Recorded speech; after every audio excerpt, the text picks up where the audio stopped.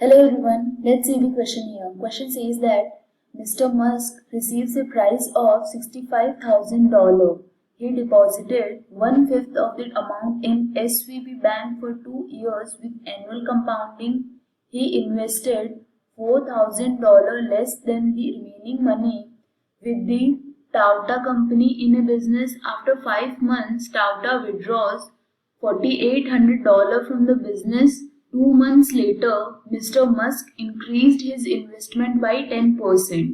At the end of 1 year, Mr. Musk's share of profit was $40,625, which is 625 divided by 88 times the interest received from SVB Bank.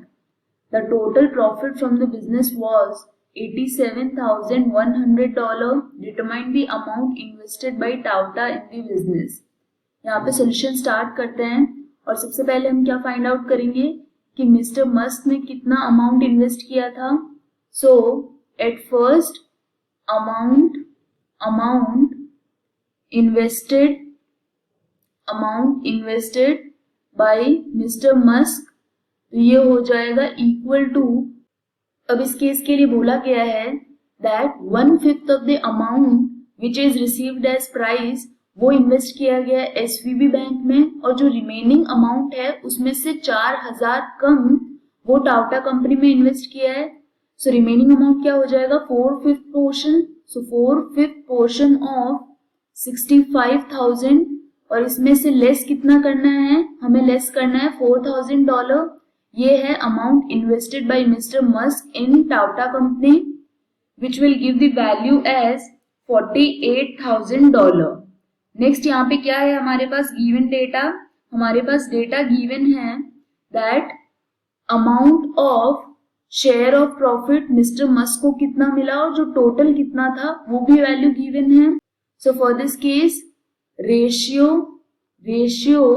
Of share of profit ये find out करते हैं अब हम.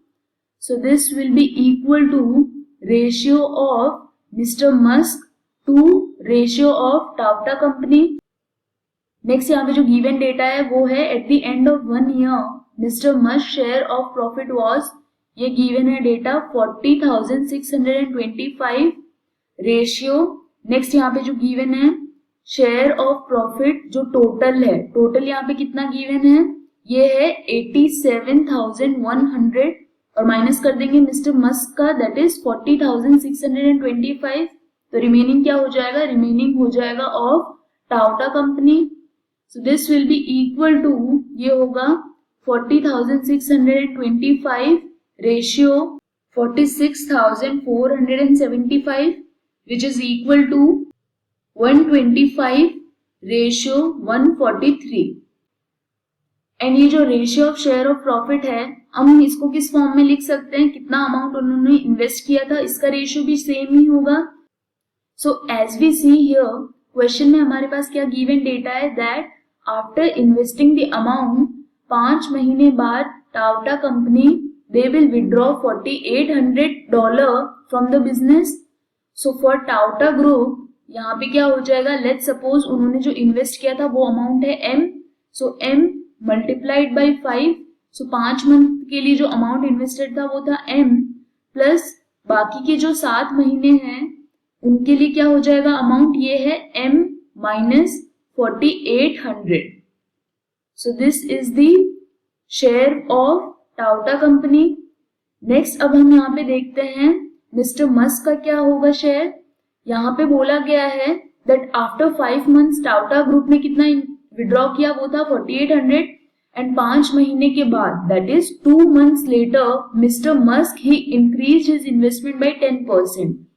That means starting के 7 month के लिए जो investment थी वो थी 48,000. नेक्स्ट जो 5 महीने हैं उनके लिए इन्वेस्टमेंट क्या हो गई, इंक्रीज कर दी 10%. So increase by 10% that is ये हो जाएगा 48,000 multiplied by 1.1.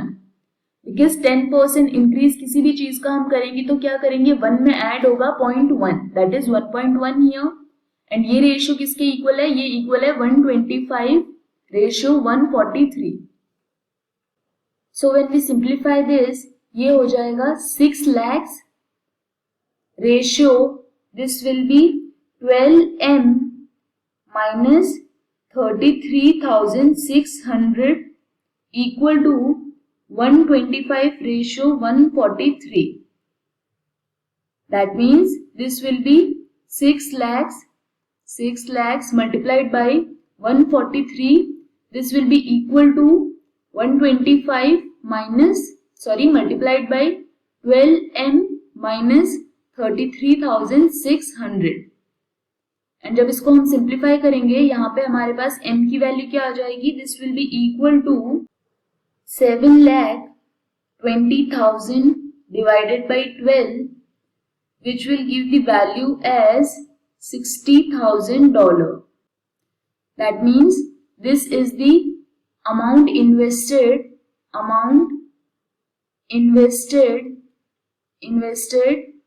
by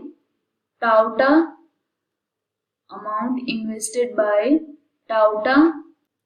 Therefore, for this case हमें यही फाइंड आउट करना था, that amount invested by Tata in the business. ये आ गया $60,000. This is the final answer. I hope you understood the explanation. All the best.